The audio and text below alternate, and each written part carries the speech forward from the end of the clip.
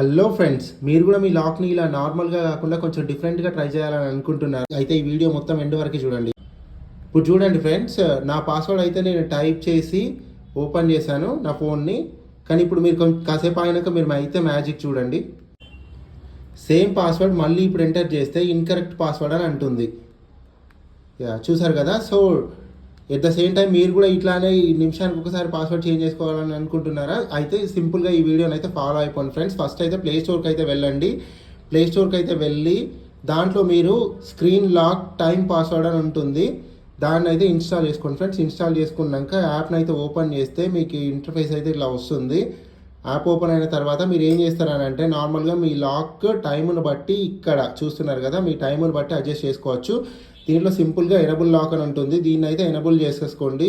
And at the same lock type వచ్చేసి current time అని పెట్టేసేయండి. కరెంట్ టైం అని పెట్టేసి మీరైతే నార్మల్గా లాక్ వేసేసేయండి.